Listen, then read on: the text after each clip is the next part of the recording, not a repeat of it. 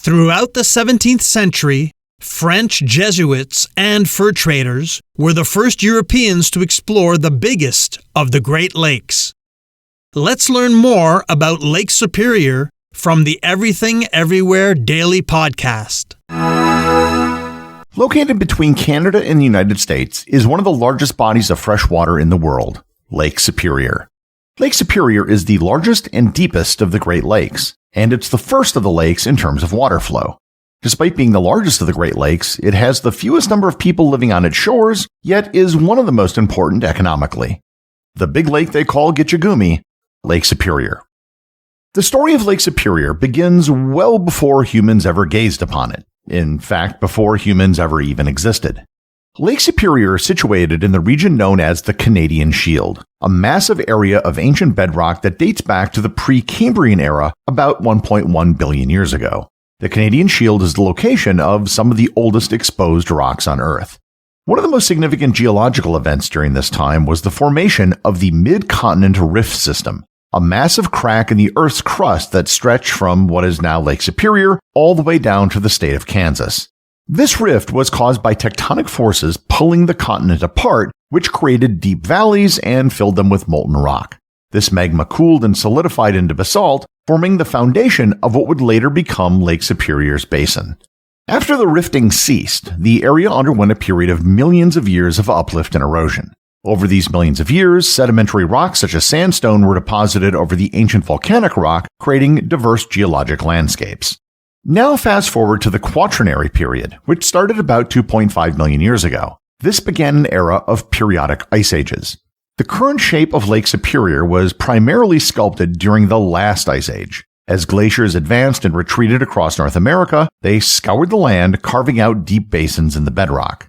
About 10,000 years ago, as the glaciers began to retreat at the end of the last glacial period, massive meltwater lakes started to form. The largest of these glacial lakes was Glacial Lake Duluth, a precursor to modern Lake Superior. Lake Duluth was smaller and was located in what is today the western lobe of Lake Superior. As the ice sheets melted, water levels fluctuated, and the landscape rebounded from the removal of the weight of the glaciers, a process known as isostatic rebound, slowly giving rise to the lake's modern shape. Isostatic rebound is still ongoing in regions that were covered by ice during the last ice age. The southern shore of Lake Superior on the American side is rising ever so slightly faster than the northern shore on the Canadian side. Over the last several thousand years, Lake Superior's water levels began to stabilize, leading to its present form. Now resting in the ancient rift valley created by the Mid-Continent Rift System, the lake holds about 10% of all the world's fresh surface water. Lake Superior has a surface area of 82,100 square kilometers or 31,700 square miles. This would make it the largest freshwater lake in the world by area. And I should note, the Caspian Sea is larger, but it isn't quite a freshwater lake because it has brackish water with 1.2% salinity, not freshwater. On some lists it will be listed, and on others it will not. At its deepest point, Lake Superior is 1,333 feet or 406 meters deep due to the erosion of the glaciers and the depth of the ancient Mid-Continent Rift System. It's only the 42nd deepest lake in the world. Lake Baikal and lakes along the East African Rift, such as Lake Tanganyika, are all much deeper. In terms of volume, it ranks just behind Baikal and Tanganyika for freshwater lakes. However, it holds more water than the other four Great Lakes put together. Another measure of a lake is retention time. Retention time is the amount of time water spends in a lake. It's determined by dividing the lake's volume by its water outflow. The other Great Lakes have retention times ranging from 2.6 years for Lake Erie to 99 years for Lake Michigan. Lake Superior's retention time is 191 years due to its volume and the fact that it has only one outflow, the St. Mary River. Human history around Lake Superior dates back to at least 10,000 years, soon after the glaciers retreated. Indigenous peoples, particularly the Ojibwa, have lived in the Lake Superior region for thousands of years, relying on its abundant resources for food, transportation, and spiritual significance.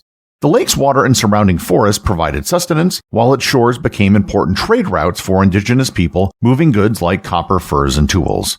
And just as an aside, in the Gordon Lightfoot song The Wreck of the Edmund Fitzgerald, he uses the line that I used in the introduction. He says, "The big lake they call Gitchagumi." This is actually a slight mispronunciation of the Ojibwe word Gitchigami, which translates to the Great Sea. If you lived in a landlocked part of the world and came upon Lake Superior, then it would certainly seem like a great sea. The Gitchigumi pronunciation actually comes from Henry Wadsworth Longfellow, who used it in the poem The Song of Hiawatha. The first Europeans to explore Lake Superior were French explorers and fur traders. In the early 1600s, Étienne Brûlé is credited as being the first European to see Lake Superior. By the mid-1600s, other French explorers visited the region and recognized the lake's importance for fur trading. Lake Superior played a key role in the fur trade during the 17th and 18th centuries. French traders established trading posts along its shores, and the lake became a major part of the transportation route known as the Voyageurs' Highway, which connected Montreal to the interior of North America. Following the British acquisition of New France in North America in 1763 and the establishment of the United States, settlers began to move into the Lake Superior region. After the War of 1812, a new border was established through the lake in 1817.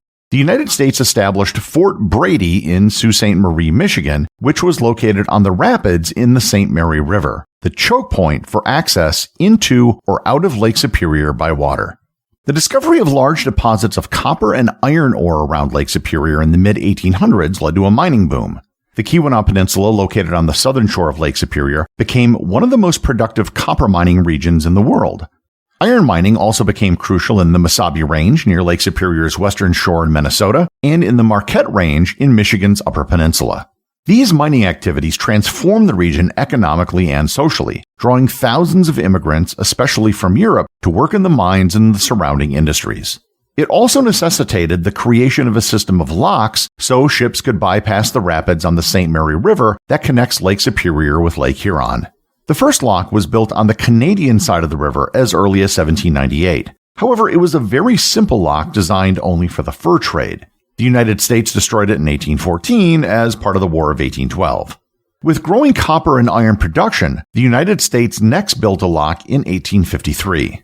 There are currently 3 locks that allow access through the rapids in the St. Mary River in Sault Ste. Marie, Michigan, and in Sault Ste. Marie, Ontario. Each lock will take ships up or down 21 feet or 6.4 meters to avoid the St. Mary's Rapids. There is one smaller Canadian lock which is currently used for smaller craft and pleasure vessels.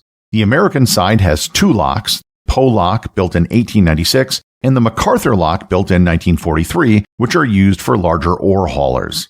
There is a 3rd lock on the American side which is currently under construction. It is expected to be complete in 2030 and will replace 2 older locks that were decommissioned in 2010. The Soo Locks are what allow all of Lake Superior to be accessible to the Great Lakes Seaway Navigation System. From there, you can go through Lake Huron to Lake Ontario to Lake Erie and then the St. Lawrence Seaway. This effectively makes the port of Duluth, Minnesota, the westernmost Atlantic Ocean port. There are approximately 10,000 ships that pass through the Soo Locks every year. Because of how far north it is, there aren't any major cities on Lake Superior like you see on the other Great Lakes. The largest city on Lake Superior is Thunder Bay, Ontario, which has a population of a little over 100,000. As a tourist attraction, Lake Superior differs from other Great Lakes as well. For starters, the lake is cold. Very cold. The average temperature of the lake water year-round is about 40 degrees Fahrenheit or 4 degrees Celsius. Yet the lake has never totally frozen over in recorded human history, but there have been years when the ice cover has reached about 95%. Because of the enormous volume of water, it retains a lot of latent heat, even though it has a low temperature. I suppose you could technically go swimming in Lake Superior, but most people don't do it. Lake Superior is also the cleanest of the Great Lakes. This has resulted in exceptional clarity. In parts of the lake, there is underwater visibility up to 27 feet or 8.2 meters. Several notable protected areas are in or around the lake. On the Canadian side is Puckasaw National Park. It's one of the most remote parks in Ontario, far away from the populated parts of the province. In Wisconsin is the Apostle Islands National Lakeshore. It's a group of 21 islands and a stretch of shoreline along Lake Superior in northern Wisconsin, known for stunning sea caves, old-growth forests, and historic lighthouses. In the Upper Peninsula of Michigan is Pictured Rocks National Lakeshore. It's renowned for its striking multicolored sandstone cliffs, waterfalls, and pristine beaches. But perhaps the crown jewel of Lake Superior is Isle Royale National Park. the largest island in the lake. Technically, it's part of Michigan, even though it is much closer to both Minnesota and Ontario. The real reason why it is part of Michigan instead of Minnesota has to do with the deal which made the city of Toledo part of the state of Ohio. Isle Royale is the least visited national park outside of Alaska, and oddly enough, it is the most revisited park in the National Park Service.